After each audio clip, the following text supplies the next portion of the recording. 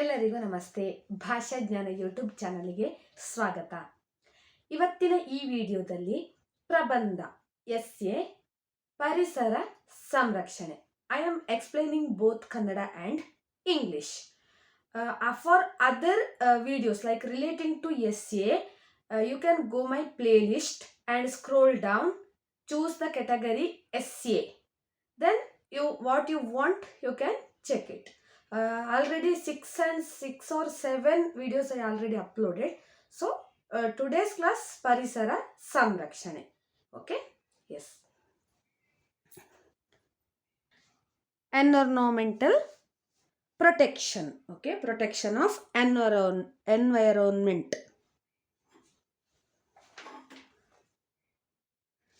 Yes, Parisara Samrakshane. Grade 10th ಗೆ ಮತ್ತೆ upper ಗ್ರೇಡ್ಗೆ very important ಆಗಿರುವಂತಹ ಒಂದು ಟಾಪಿಕ್ ಇದು. ಪರಿಸರ ಸಂರಕ್ಷಣೆ. ಪರಿಸರ ಸಂರಕ್ಷಣೆ ಪ್ರಬಂಧ ಬರೀಲಿಕ್ಕೆಲ್ಲ ಬರ್ತದೆ ಇದು. ಪರಿಸರ ಸಂರಕ್ಷಣೆ, environmental protection or protection of environment. Okay, ಪರಿಸರ ಸಂರಕ್ಷಣೆ. ನೋಡಿ, ಫಸ್ಟ್ ಪ್ಯಾರಾಗ್ರಾಫ್ ನಾವು ಸ್ಟಾರ್ಟ್ ಮಾಡುವಾಗ ಲೆಫ್ಟ್ ಇಂದ ಕರೆಕ್ಟ್ ಆಗಿ ಗೆರೆಯಿಂದ ಸ್ಟಾರ್ಟ್ ಮಾಡಬೇಕು, ಸ್ಟ್ರೈಟ್ ಆಗಿ ಬರಿಬೇಕು. ನಾವು ವಾಸಿಸುತ್ತಿರುವ ಫಸ್ಟ್ ನಾವು ಇಂಟ್ರೊಡಕ್ಷನ್ ಅನ್ನು ಬರಿಬೇಕು. ಓಕೆ, ಪರಿಸರ ಅಂದ್ರೆ ಏನು ಅಂತ. ನಾವು ವಾಸಿಸುತ್ತಿರುವ ಸುತ್ತಮುತ್ತಲಿನ ವಾತಾವರಣವೇ ನಾವು ವಾಸಿಸುತ್ತಿರುವ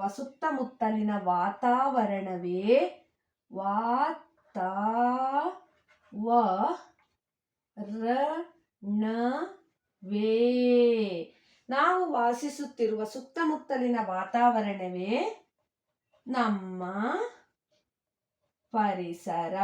I will explain both Kannada and English after once writing. ವಾತಾವರಣವೇ ನಮ್ಮ ಪರಿಸರ, ಫುಲ್ ಸ್ಟಾಪ್. ಪರಿಸರ ಸಂರಕ್ಷಣೆ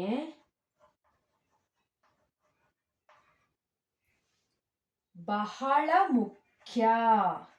ಸಿಂಪಲ್ ಆಗಿ ಹೇಳ್ಕೊಡ್ತಾ ಇದ್ದೇನೆ ನಾನು. ಪರಿಸರ ಸಂರಕ್ಷಣೆ ಬಹಳ ಮುಖ್ಯ. ಏಕೆಂದರೆ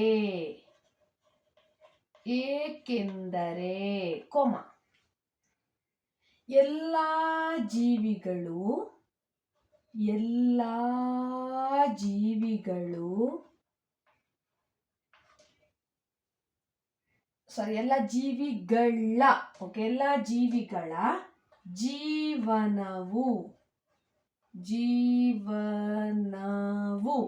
ಎಲ್ಲ ಜೀವಿಗಳ ಜೀವನವು ಸಂಪೂರ್ಣವಾಗಿ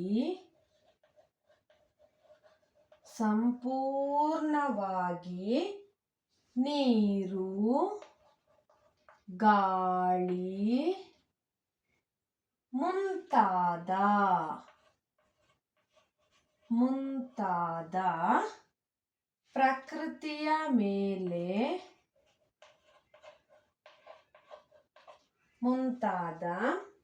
ಪ್ರಕೃತಿಯ ಮೇಲೆ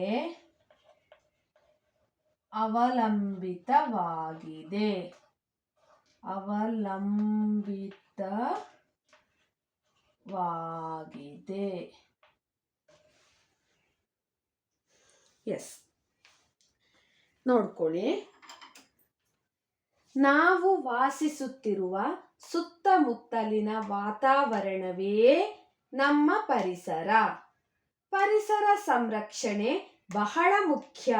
ಏಕೆಂದರೆ ಎಲ್ಲ ಜೀವಿಗಳ ಜೀವನವು ಸಂಪೂರ್ಣವಾಗಿ ನೀರು, ಗಾಳಿ ಮುಂತಾದ ಪ್ರಕೃತಿಯ ಮೇಲೆ ಅವಲಂಬಿತವಾಗಿದೆ.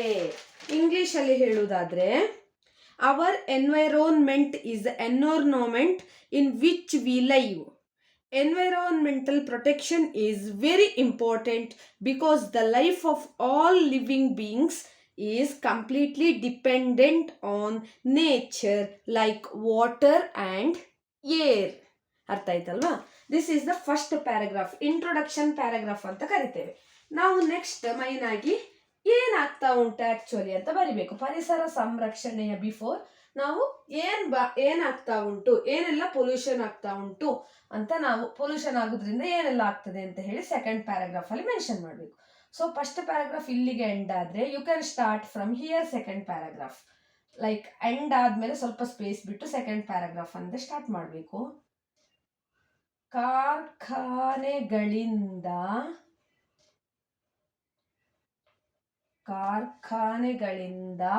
ಹೊರಬರುವ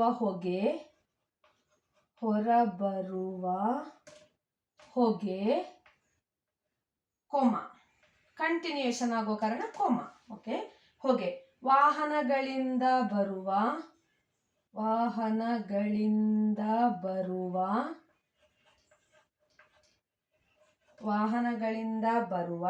ವಿಷಕಾರಿ ಅನಿಲಗಳು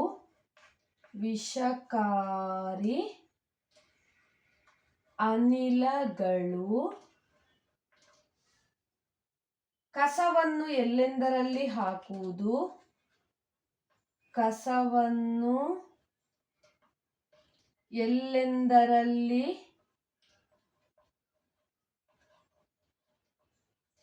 ಹಾಕುವುದು ಆರ್ ಎಸೆಯುವುದು ಅಂತ ಬರೆದಿದ್ದೇನೆ, ಮೇಲೆ ಬರೀತೇನೆ ನಾನು. I will erase the first paragraph. You can continue here only. Okay, continuation here only. ಕಾರ್ಖಾನೆಗಳಿಂದ ಬರುವ ಹೊಗೆ, ವಾಹನಗಳಿಂದ ಬರುವ ವಿಷಕಾರಿ ಅನಿಲಗಳು ಕಸವನ್ನು ಎಲ್ಲೆಂದರಲ್ಲಿ ಎಸೆಯುವುದು. ಬರೀತೇನೆ ನಾನೀಗ. ಕಸವನ್ನು ಎಲ್ಲೆಂದರಲ್ಲಿ ಎಸೆಯುವುದರಿಂದ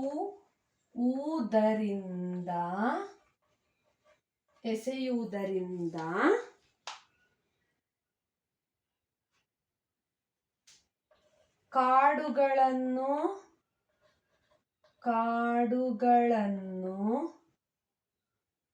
ಕಡಿಯುವುದರಿಂದ, ಕಾಡುಗಳನ್ನು ನಾಶ ಮಾಡುವುದರಿಂದ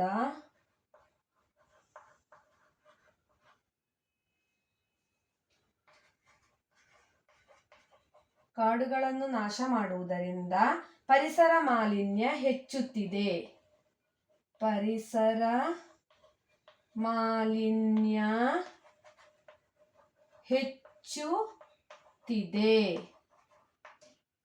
ಕಾರ್ಖಾನೆಗಳಿಂದ ಹೊರಬರುವ ಹೊಗೆ, ವಾಹನಗಳಿಂದ ಬರುವ ವಿಷಕಾರಿ ಅನಿಲಗಳು ಕಸವನ್ನು ಎಲ್ಲೆಂದರಲ್ಲಿ ಎಸೆಯುವುದರಿಂದ, ಕಾಡುಗಳನ್ನು ನಾಶ ಮಾಡುವುದರಿಂದ ಪರಿಸರ ಮಾಲಿನ್ಯ ಹೆಚ್ಚುತ್ತಿದೆ. ಇದರಿಂದ ವಾತಾವರಣ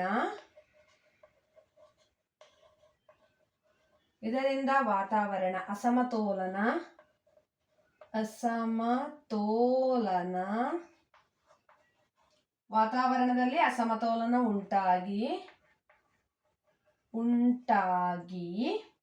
ಮಳೆಯ ಕೊರತೆ,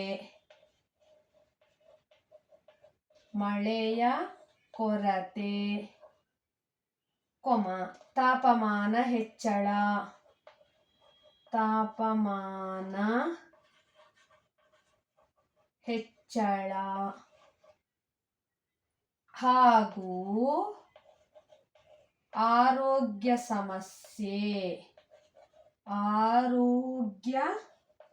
ಸಮಸ್ಯೆಗಳು ಕಾಣುತ್ತಿವೆ.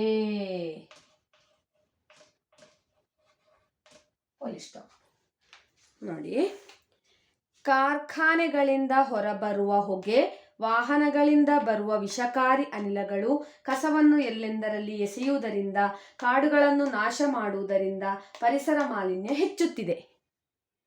ಇದರಿಂದ ವಾತಾವರಣ ಅಸಮತೋಲನ ಉಂಟಾಗಿ ಮಳೆಯ ಕೊರತೆ, ತಾಪಮಾನ ಹೆಚ್ಚಳ ಹಾಗೂ ಆರೋಗ್ಯ ಸಮಸ್ಯೆಗಳು ಕಾಣಿಸುತ್ತಿವೆ.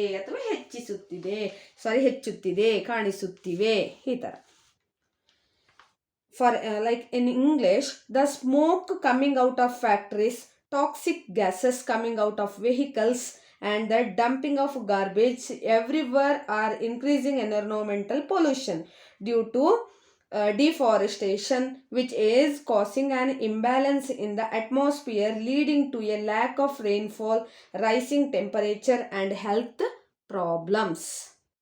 Okay, the smoke coming out of factories, toxic gases coming out of vehicles, and the dumping of garbage everywhere are increasing environmental pollution, okay, due to deforestation, which is causing an imbalance in the atmosphere, leading to a lack of rainfall, rising temperature, and health problems. ಇಲ್ಲಿಗೆ ನೀವು end ಮಾಡಿದ್ರೆ ಇದು same paragraph. this is the same paragraph. 2 paragraphs did ಕಾರ್ಖಾನೆಗಳಿಂದ, this paragraph and this is same paragraph. Okay, next you can start from same like here, continuation. I am erasing this all and I am writing here. Next, third new paragraph, third paragraph. Yes, ಆ ಮೂರನೇ paragraph ಅಲ್ಲಿ ಏನು ಬರಿಬೇಕು? Okay, how to protect, ಇದನ್ನು ನಾವು last 2 paragraphs ಅಲ್ಲಿ mention ಮಾಡುತ್ತೆ. ಪರಿಸರವನ್ನು ಕಾಪಾಡಿದರೆ ಮಾತ್ರ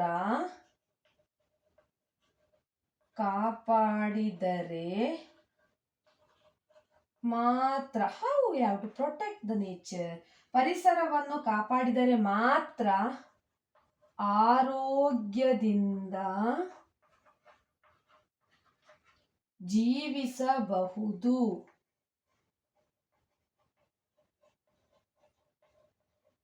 ಆರೋಗ್ಯದಿಂದ ಜೀವಿಸಬಹುದು.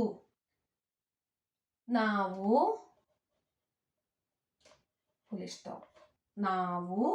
ಹೆಚ್ಚು ಮರಗಳನ್ನು ನೆಟ್ಟು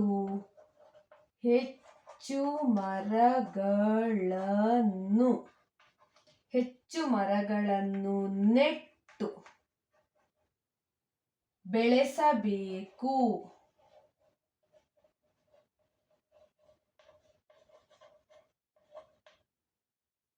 ಪ್ಲಾಸ್ಟಿಕ್ ಬಳಕೆಯನ್ನು ಕಡಿಮೆ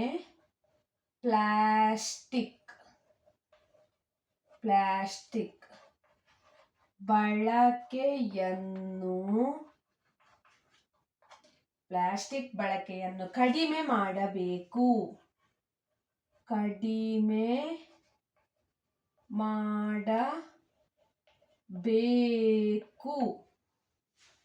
ನೀರನ್ನು ವ್ಯರ್ಥ ಮಾಡದೆ ಉಳಿಸಬೇಕು.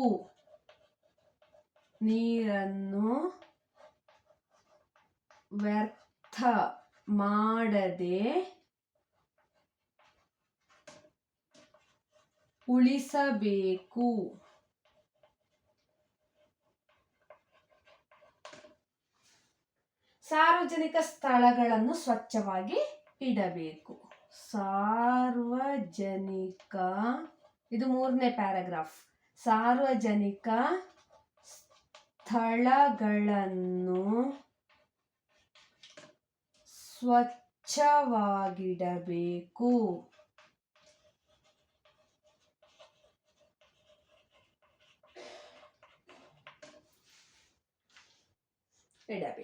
Yes, I am explaining now. Just see here. ಪರಿಸರವನ್ನು ಕಾಪಾಡಿದರೆ ಮಾತ್ರ ಆರೋಗ್ಯದಿಂದ ಜೀವಿಸಬಹುದು. ನಾವು ಹೆಚ್ಚು ಮರಗಳನ್ನು ನೆಟ್ಟು ಬೆಳೆಸಬೇಕು. ಪ್ಲಾಸ್ಟಿಕ್ ಬಳಕೆಯನ್ನು ಕಡಿಮೆ ಮಾಡಬೇಕು. ನೀರನ್ನು ವ್ಯರ್ಥ ಮಾಡದೆ ಉಳಿಸಬೇಕು. ಸಾರ್ವಜನಿಕ ಸ್ಥಳಗಳನ್ನು ಸ್ವಚ್ಛವಾಗಿ ಇಡಬೇಕು. ಓಕೆ, ಯಾವುದೆಲ್ಲ ಆಕ್ಷನ್ಸ್ಗಳನ್ನು ನಾವು ತಗೊಳ್ಬೋದು relating to the protection of environment ಅಲ್ಲಿ ಅಂತ. We can live healthy life only by protecting the environment. We should plant and grow more trees, reduce the use of plastic, save water without wasting it, and keep public places clean. Okay, we can live healthy life only by protecting the environment. We should plant and grow more trees, reduces the use of plastic, save water without wasting it, keep public places clean. ಅರ್ಥ ಆಯ್ತಲ್ವಾ? Last paragraph ಇದು ಕೂಡ ಇಂಪಾರ್ಟೆಂಟೇ ಆಗಿರ್ತದೆ. Last paragraph ಕೂಡ just ಕನ್ಕ್ಲೂಷನ್ಗೆ ಬರಬೇಕು ನಾವು last ಪ್ಯಾರಾಗ್ರಾಫಲ್ಲಿ. Grade 8th 9th 10th ಇಂಪಾರ್ಟೆಂಟೇ ಆಗಿರ್ತದೆ. Last paragraph conclusion ಕೊಡಬೇಕು ಕರೆಕ್ಟಾಗಿ. ಪರಿಸರವನ್ನು ಉಳಿಸುವುದು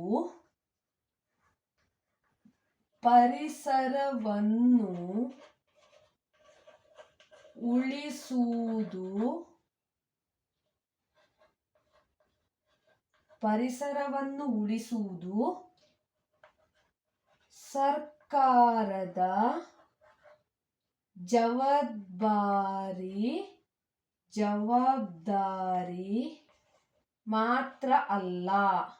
ಮಾತ್ರವಲ್ಲ. Full stop. ಪ್ರತಿಯೊಬ್ಬ ನಾಗರಿಕನ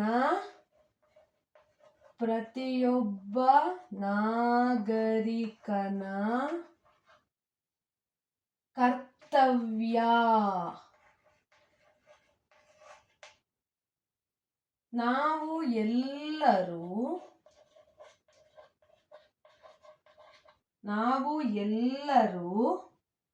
ಪರಿಸರ ಸಂರಕ್ಷಣೆಗೆ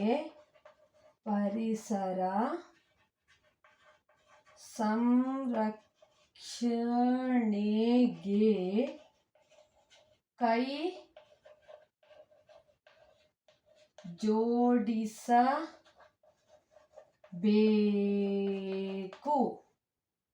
ಪರಿಸರದ ಉಳಿವು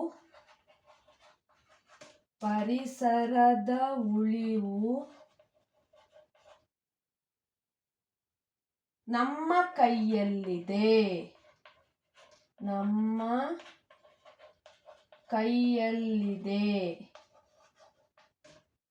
ಹಸಿರೇ ಉಸಿರು.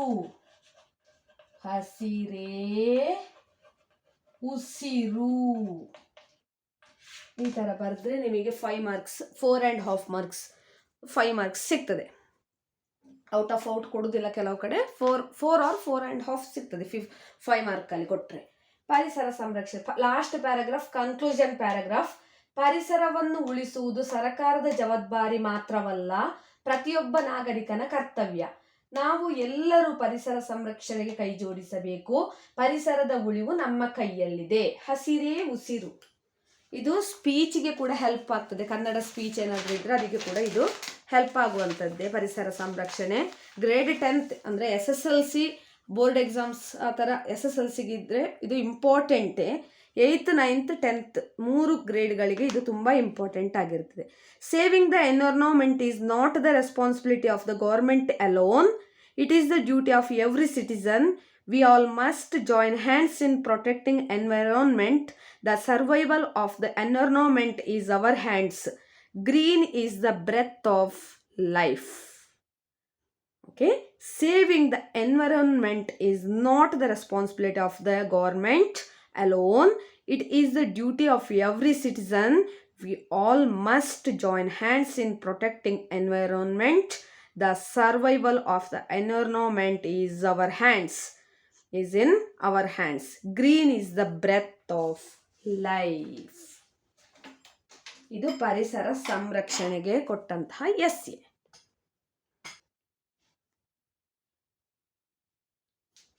ನಿಮಗೆ ಇನ್ನು ಹೆಚ್ಚು ಎಸ್ಸೆಸ್ಗಳು ಬೇಕು ಅಂತಿದ್ರೆ ನನ್ನ ಯೂಟ್ಯೂಬ್ ಚಾನಲನ್ನು ನೀವು ಕಮೆಂಟ್ ಬಾಕ್ಸ್ ಓಪನ್ ಮಾಡಿ ಕಮೆಂಟ್ ಹಾಕಿ ಯಾವ ಎಸ್ಸೆ ಬೇಕು ಅಂತ relating to that essay. I will try to upload as soon as possible. ನನ್ನ ಯೂಟ್ಯೂಬ್ ಚಾನಲನ್ನು ಆದಷ್ಟು ಎಲ್ಲರೂ ಶೇರ್ ಮಾಡಿ, ಸಬ್ಸ್ಕ್ರೈಬ್ ಮಾಡಿ, ಲೈಕ್ ಮಾಡಿ, ಕಮೆಂಟ್ ಮಾಡಿ ಮತ್ತು ಪಕ್ಕದಲ್ಲಿರುವ ಬೆಲ್ಲೈಕನನ್ನು ಹೆಚ್ಚಿನ ನೋಟಿಫಿಕೇಷನ್ಗಾಗಿ ಕ್ಲಿಕ್ ಮಾಡಿ. For more essays you can go my playlist and scroll down and you can learn that. Grade SSLCಗೆ ವೆರಿ ಇಂಪಾರ್ಟೆಂಟ್ ಆಗಿರುವಂತಹ ಒಂದು ಎಸ್ಸೆ ಆಗಿರ್ತದೆ ಇದು ಪರಿಸರ ಸಂರಕ್ಷಣೆ. ಜಸ್ಟ್ 4 ಪ್ಯಾರಾಗ್ರಾಫ್ಸ್ಗಳಲ್ಲಿ ನಾನು ಎಂಡ್ ಮಾಡಿದ್ದೇನೆ. ಈಸಿ ವರ್ಡ್ಸ್ಗಳನ್ನು ಕೂಡ ಆದಷ್ಟು ಈಸಿ ವರ್ಡ್ಸ್ಗಳನ್ನು ನಾನು ಕೊಟ್ಟಿದ್ದೇನೆ.